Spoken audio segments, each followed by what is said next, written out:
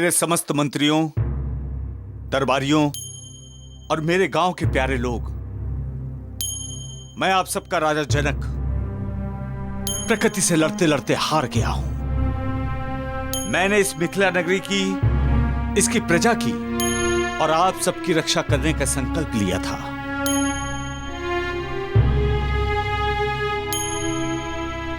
किंतु मुझे क्षमा कीजिए, मैं आप सबकी रक्षा करने में असमर्थ हो गया हूं।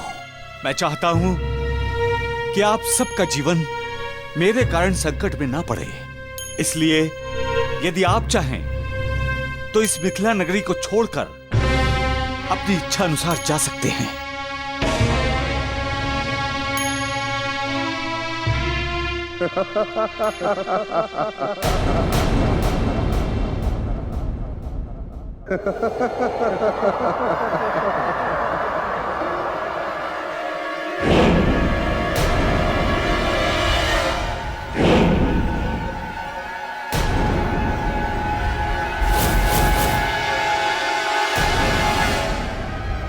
ये वही स्थान है ना जनक, जहां तूने हमें अपमानित करके बाहर निकाल दिया था। विद्वता में सर्वश्रेष्ठ होने पर भी तूने हमें उसके योग्य नहीं समझा। हम विवश थे और तेरी संपूर्ण प्रजा हम पर हंस रही थी। आज तू ही उसी स्थान पर खड़ा है और हम तेरी व्यवस्था पे हंस रहे हैं। किसी की विवशता पर हंसने वाले कायर होते हैं लंकेश, कायर होते हैं। न मैं उस दिन तुम पर हंसा था और न आज मैं विवश हूं। मैं उस दिन भी अपना धर्म निभा रहा था और आज भी अपना धर्म निभा रहा हूं। धर्म? किस धर्म की दुहाई दे रहे हो धर्मात्मा जनक? तुम्हें बहुत घमंड है ना अपने ज्ञान पर। तो आज हम रावण तुम्हें ज्ञान देते हैं। जिसे तुम प्राकृतिक आपदा समझ रहे हो वो प्राकृतिक नहीं, हमारी दी हुई है। हमारे उस अपमान का बदला है ये, कि तू और तेरी संपूर्ण प्रजा भुगत रही है और तुम्हें भुगतना होगा। हम तेरा सर्वनाश कर देंगे।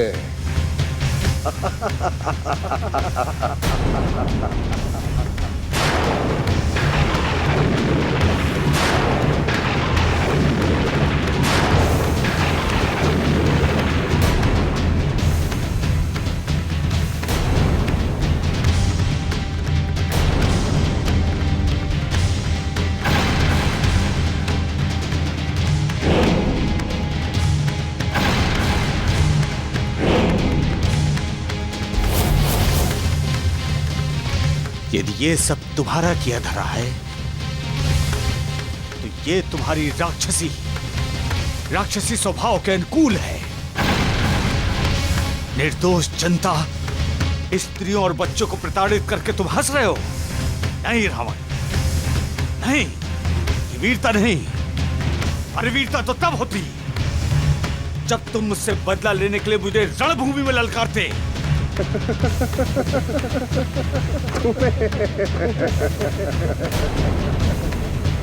तुम शास्त्रों के बहुत बड़े ज्ञाता हो ना, परंतु राजनीति में तुम थोड़े कच्चे हो। इसलिए राजनीति हम तुम्हें सिखाएंगे। राजनीति यही कहती है यदि अपने शत्रु को दुर्बल बनाना है तो जो चाहे करो, सब उचित है। साम दाम दंड भेद, यही राजनीति है राजन। और धर्म ये कहता है कि ये जो तुमने पाप किए हैं इसका फल तो तुम्हें भोगना होगा। निर्दोष जनता और भूखे प्यासे बच्चों की हाय लगेगी तुम्हें।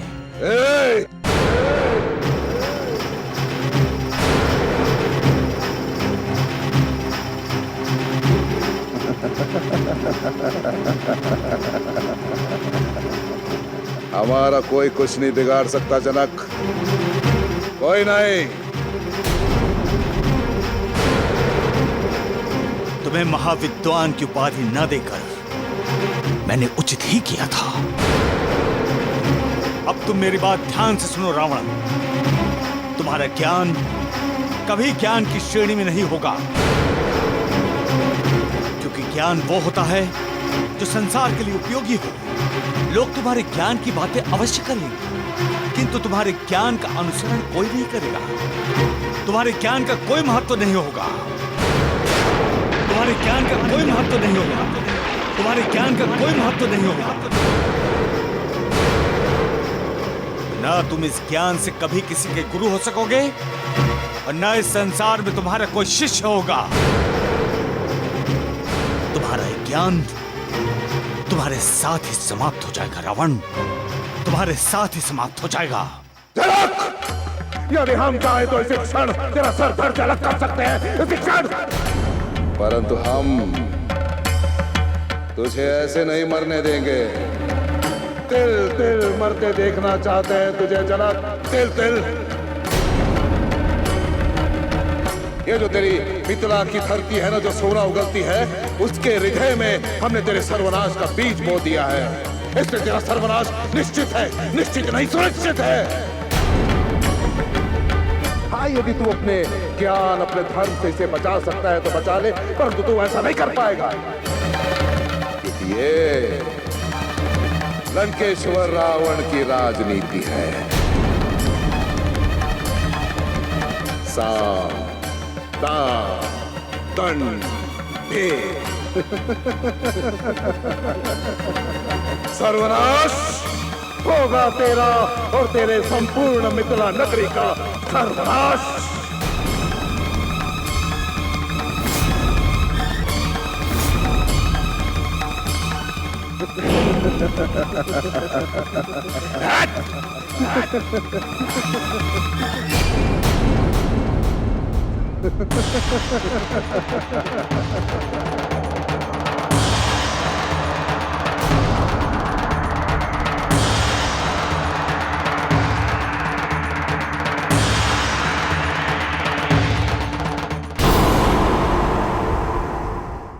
हमारी मिथिला नगरी को संकट से मुक्त कराने का उपाय मिला आपको?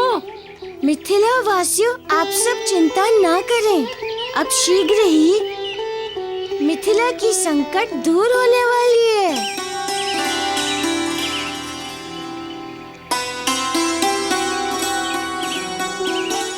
आने वाली शुक्ल पक्ष की नवमी को आप सबके संकट समाप्त हो जाएंगे। मिथिला में वो होगा जिसके कारण मिथिला की कीर्ति युगों युगों तक अक्षम बनी रहेगी।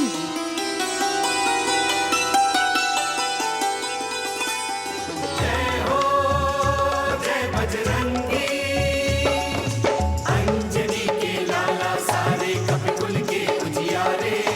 जय हो श्री महाराज केसरी की आंखों के तारे। जय हो जय बजरंगी।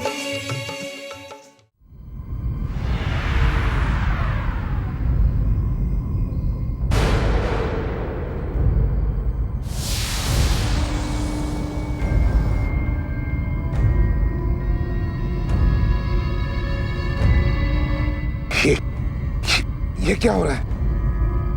कौन है?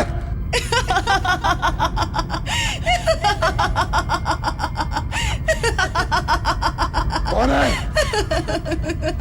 कौन है जो हंस रहा है? सामने क्यों नहीं आती? सामने आओ।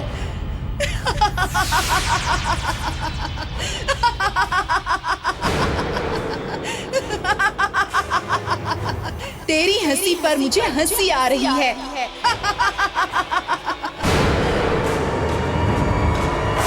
वेदवती, तेरी आत्मा को तंत्रों से बांधकर बंदी बना लेंगे हम। रावण है हम। अभी भी कहते हैं पीछा छोड़ दे हमारा, छोड़ दे पीछा। ये मेरी आत्मा नहीं, तेरे पाप की काली छाया है जो दिन रात तेरा पीछा करेगी। रावण, मेरा श्राप कभी खाली नहीं जा सकता। जिस रक्त कुंभ को तुमने मिथिला के विनाश के लिए धरती में गाड़ा था, वही तुम्हारे सर्वनाश का कारण होगा।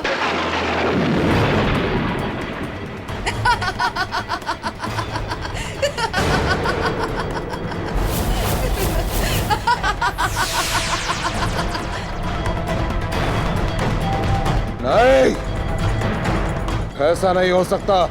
लंकेश्वर रावण का सर्वनाश नहीं हो सकता, कदापि नहीं, क्योंकि रावण है हम। रावण। मारुति, तुम मिथिला वासियों से क्या कह रहे थे? पिताजी, यही मैं आपसे कह रहा हूँ कि मैं उन्हें उनके संकटों का समाधान बता रहा था। मारुति, तो इन समस्याओं का समाधान है कोई?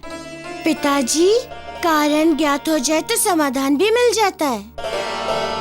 मारुति, ये तो प्राकृतिक आपदा है, इसका क्या कारण हो सकता है? कारण है पिताजी। बहुत समय पहले रावण ने अनेकों ऋषियों के अंग भंग करके उनका रक्त एक कुंभ में भर लिया था।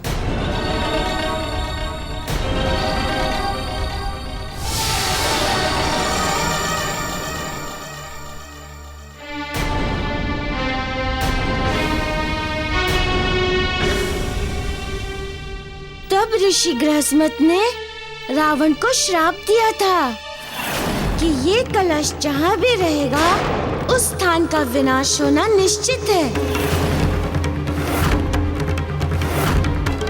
रावण उस कलश को लंका ले गया तो उसका अहित होने लगा। रावण महाराज जनक से शत्रुता रखता था। उनसे बदला लेने के लिए उसने कुंभ को उनके राज्य में गाड़ दिया।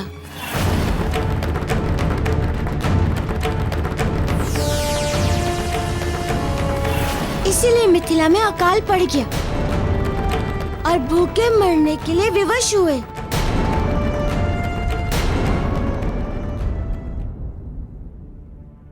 मारुति, अब तुम्हें इन सब बातों में उलझने की कोई आवश्यकता नहीं। तुम्हें ऋषि त्रिनबिंदु के गुरुकुल जाना है और वहां ज्ञान प्राप्त करना है, बस। अंजना, हमारा मारुति किसी का दुख हरने के लिए कुछ करना चाहता है तो हमें तो गर्व होना चाहिए। गुरुकुल में भी तो यही सिखाया जाता है। हाँ अंजना, केसरी सत्य कह रहे हैं। परोपकार से बड़ा कोई धर्म नहीं होता है। और हमारे मारुति को तो संकट मोचन इसीलिए कहा जाता है क्योंकि वो सबके संकटों का नाश करता है।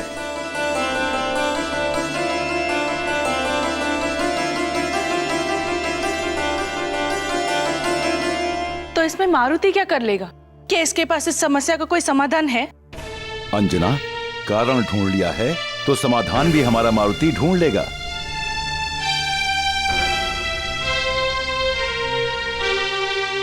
महाराज, मारुति ने आपको समस्या बता दी है, अब इसका समाधान आप लोग ढूंढिए और मारुति को इस सब बातों से दूर ही रखिए। अरे ये चलो मारुति। अरे सुनो, देखो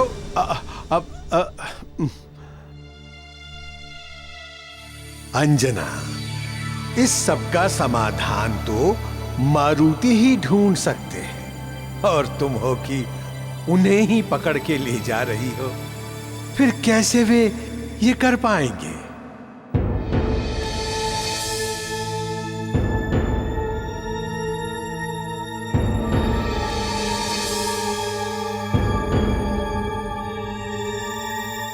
ज्योतिषों, हमने तुम्हें मिथिला और लंका की कुंडली की गणना करने के लिए कहा था। क्या निष्कर्ष निकला उसका? महाराज, लंका की कुंडली बता रही है कि सारे ग्रह शुक्ल पक्ष की नवमी के बाद प्रतिकूल स्थिति में पहुंचने वाले हैं।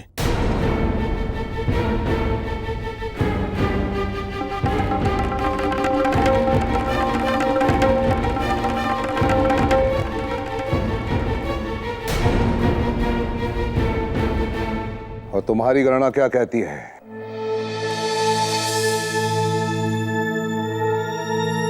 महाराज, यही एक आश्चर्य की बात है कि आने वाले शुक्ल पक्ष की नवमी से ही मिथिला की कुंडली में सभी कुछ शुभ ही शुभ दिखाई दे रहा है।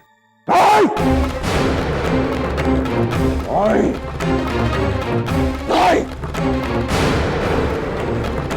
नहीं।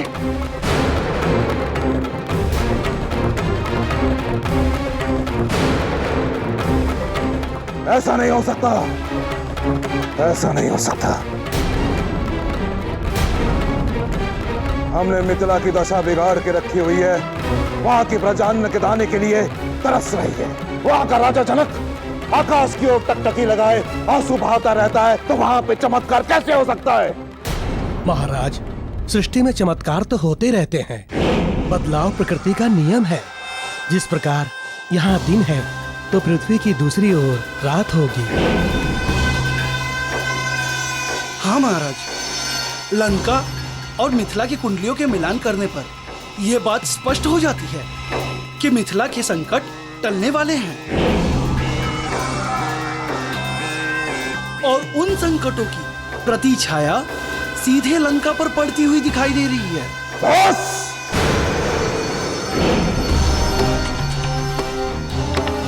लगता है वेदवती की वाणी सत्य होने वाली है और रक्त कुंभ हमारे जीवन में संकट लाने वाला है।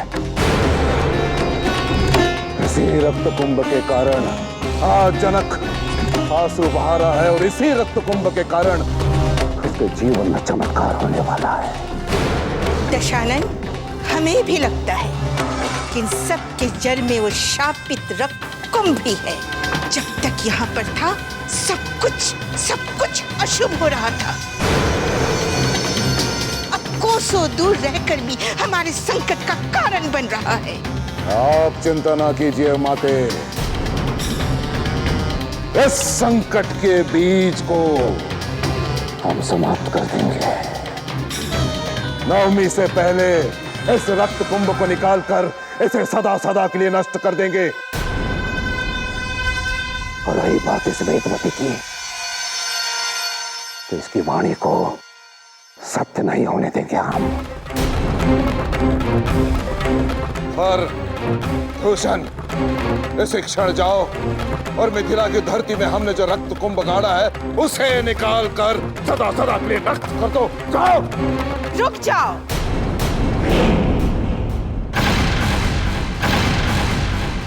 रावण, इन दोनों को मत भेजो। ये कार्य इन दोनों के वश का नहीं है। इन्हें रोकने का साहस किसके पास है माते? रावण, हर स्थान पर बल और साहस की दुहाई मत दिया करो। कभी कभार कुछ बुद्धि का भी प्रयोग कर लिया करो। मिथिला की इतनी बड़ी धरती के अंदर कहाँ ढूंढेंगे ये दोनों उस रक्त कुंभ को? और उस रक्त कुंभ का पता लगा भी लेंगे तब तक शुक्ल पक्ष की नवमी निकल चुकी होगी। तो फिर आप ही बताइए माते कि ये कार्य कौन कर सकता है? लंकिनी, एकमात्र लंकिनी ही ऐसी है जो ये कार्य संभव कर सकती है। वो महामायावी है।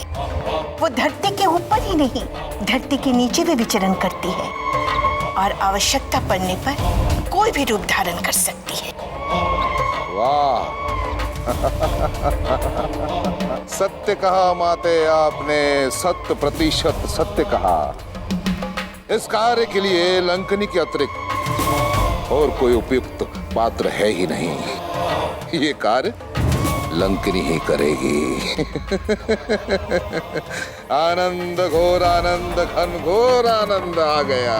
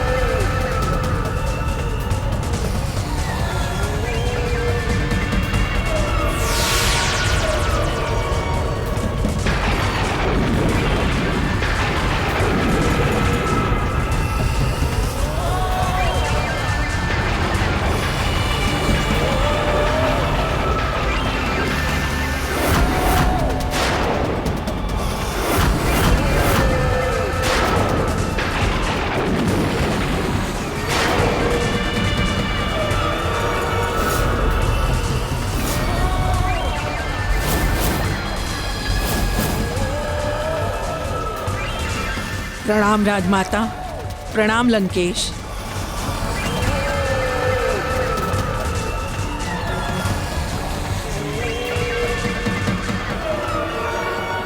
आज ऐसी क्या आवश्यकता पड़ गई लंकेश, जो आपने मुझे स्मरण किया?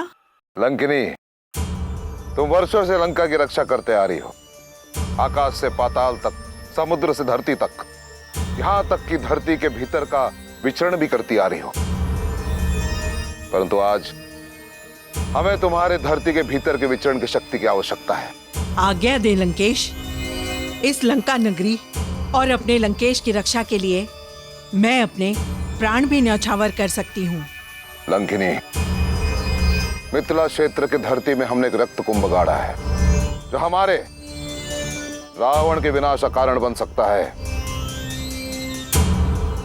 हम चाहते हैं कि तुम उस रक्त कुंभ को ढूंढकर सदा सदा के लिए नष्ट कर दो। आज्ञा दीजिए लंकेश। ये मिथिला नगरी तो क्या, वो रक्त कुंभ कहीं भी गड़ा होता तो मैं उसे अवश्य ढूंढ लेती। परंतु लंकिनी, ये कार्य तुम्हें शुक्ल पक्ष की नवमी से पहले ही करना होगा। आप चिंता मत कीजिए राजमाता। आप तो ये समझ लीजिए कि आपका ये कार्य पूरा हो गया।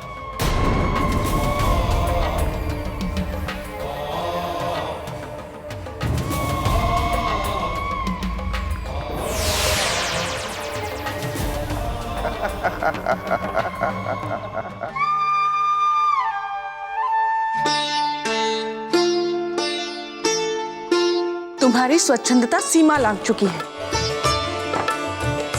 कहीं कोई समस्या हुई कि तुम्हारा पता ही नहीं चलता कि तुम कब चले गए। और मैं यहाँ चिंता के मारे हर दिन भयभीत रहती हूँ कि कहीं तुम्हें कुछ ना हो जाए। किंतु अब मैं देखती हूँ कि तुम कैसे जाते हो। यदि यहाँ से हिले तो देखना, मुझसे बुरा और कोई नहीं होगा। माँ, तुम तो बस यही रुष्ट हो जाती हो। मैं तो सदा तुम्हें बता के ही जाता हूँ। कभी कभी तुम सोती रहती हो तो जामुन काका को बता के जाता हूँ। अच्छा, तो अब झूठ बोलना भी सीख गए हो तुम। मुझे झूठा मत कहो माँ, मैंने तो तुम्हें सदा सत्य ही बताया है।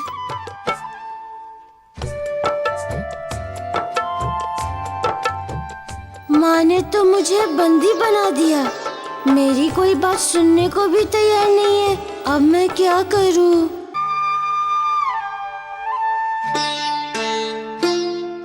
माँ, भूख लगी है। माँ, मुझे बहुत भूख लगी है।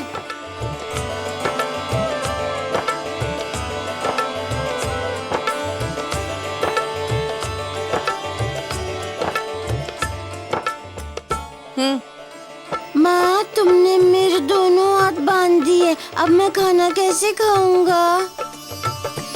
खाना मुंह से खाना है या हाथ से? खाने के लिए मुंह खुला होना आवश्यक है, हाथ नहीं।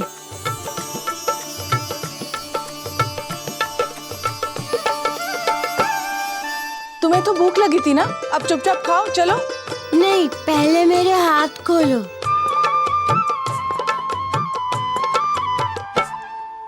क्या करना है तुम्हें एक हाथ से? खोलो ना माँ, बहुत आवश्यकता है, खोलो ना।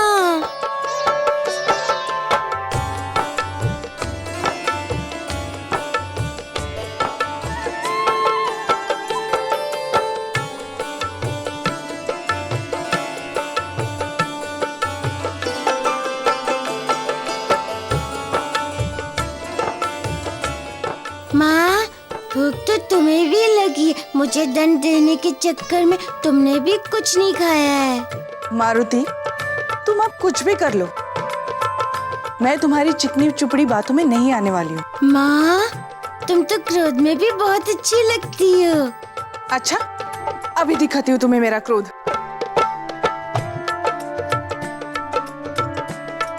अब यहाँ से हिलना नहीं। ठीक है माँ, तुम्हारी आज्ञा का मैं पूरी तरह से पालन करूँगा।